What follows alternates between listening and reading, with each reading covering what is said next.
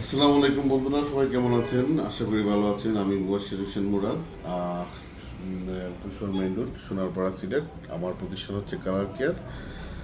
তো আজকে আমরা বসলাম, একটু আগে বেরোছিলাম আমরা। আজকে এখন দেখলাম যে আপনাদের সেলাইন প্রোডাক্ট, অর্থাৎ বিভিন্ন বিল্ডিং টিল্ডিংয়ের যে আমরা তৈরি করি, বিল্ডিংয়ের ক্ষেত্রে বিভিন্ন ড্যাম বা বিভিন্ন বাথরুমের দিকে যে ওয়ালের দিকে সমস্যা, বা দেখা যায় যে অন্যদিকে যে পানি লিকেজ করছে, এইগুলো দেখার পর আমি বুঝলাম যতটুকু যে আপনাদের সামনে মানে কিছু কথা বলা দরকার।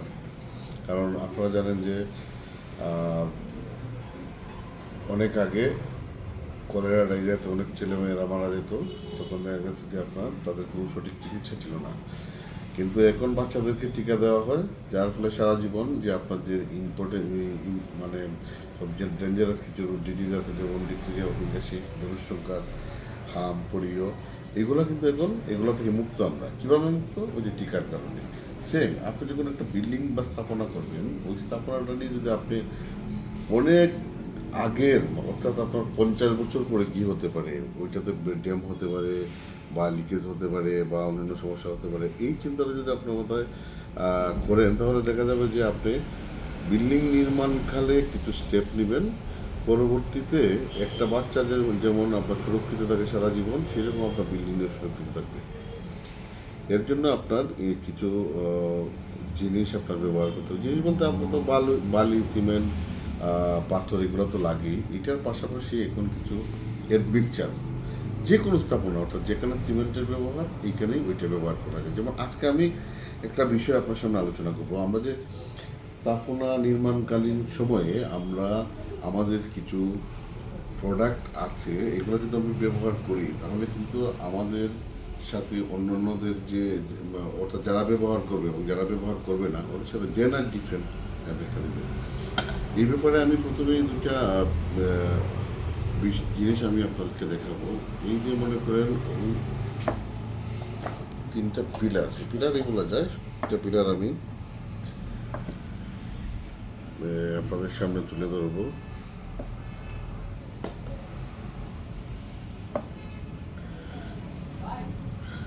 আচ্ছা, ওটা হচ্ছে আপনার তিনটা সিলিন্ডার।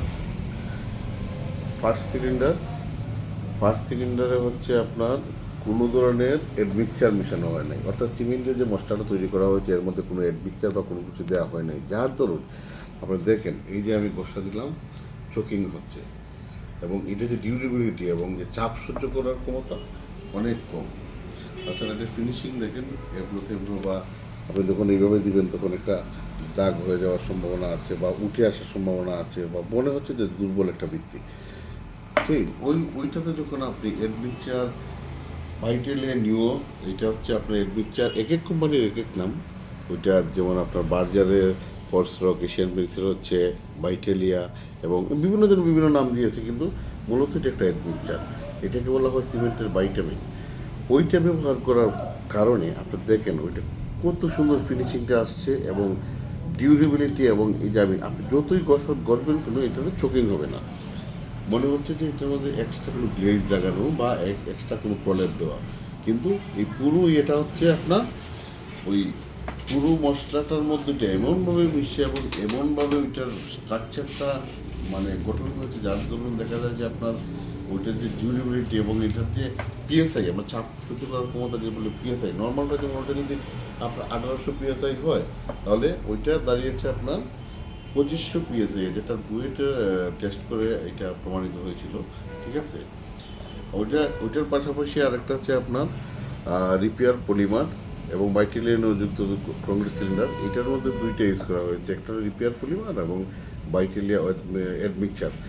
রিপেয়ার পলিমারকে অনেকে আবার সুপার লেটেক্স বলে অনেক কোম্পানি। ওইটা মিক্স করে এই এই এই সিলিন্ডারটা তৈরি করা হয়েছে। এখন আপনারাই দেখুন, এই যে প্রথম সিলিন্ডারটা, এটা কতটুকু দুর্বল। এই যে প্রথমে চাবি দিয়ে আমি আপনাকে দেখাই, ওই যে দেখুন আমি চাবি যেটা ক্রেস করলাম, এই যে ক্রেস পড়ে গেছে, এই যে একটা ক্রেস করলাম, এই যে ক্রেস পড়ে গেছে।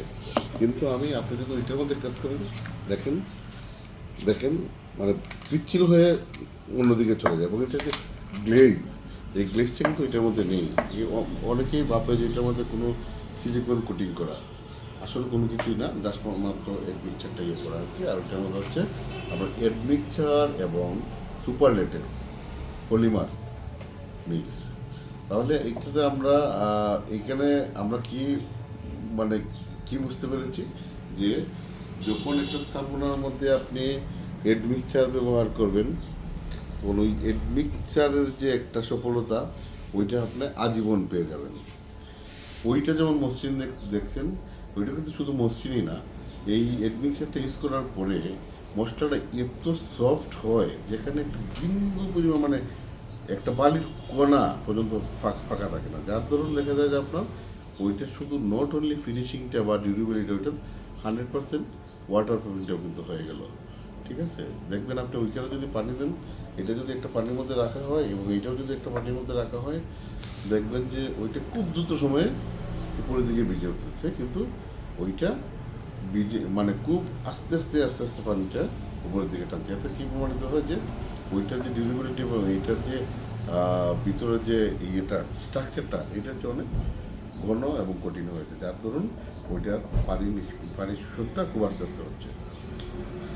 এ কারণেই আপনারা বিল্ডিং নির্মাণের সময় সবসময় চিন্তা করবেন যে যেখানেই সিমেন্টের ব্যবহার ওইখানে আপনি এডমিক্সারের ব্যবহার করবেন, তাহলে আপনার ভবিষ্যতে আমি বলছি না যে 100% সমস্যার সমাধান হয়ে যাবে, কিন্তু আপনি 90 থেকে 95% সমস্যা থেকে আপনি মুক্তি পাবেন যদি আপনি ওই এডমিক্সার ব্যবহার করেন। অর্থাৎ যেখানেই সিমেন্টের ব্যবহার ওইখানে এডমিক্সার, অর্থাৎ আপনি প্লাস্টারে, পিলারে, অথবা আপনার এই যে ফ্লোরিংয়ে যেখানেই আপনি সিমেন্ট ব্যবহার করবেন ওইখানেই এডমিক্সার ব্যবহার করবেন। দেখবেন আপনার মানে ভবিষ্যৎ জীবনে আপনার অনেক মানে বেগ পাওয়া যাবে। ধন্যবাদ, আজকে এ পর্যন্তই। আমার চ্যানেলটা সাবস্ক্রাইব করে রাখবেন সবাই। আমি নিয়মিত ওই ড্যাম্প এবং স্থাপনা সম্পর্কিত ভিডিও আপনাদের সামনে আপলোড করব। যদি ভালো লাগে আমার সাথে থাকবেন। আসসালামু আলাইকুম, সবাই ভালো থাকবেন।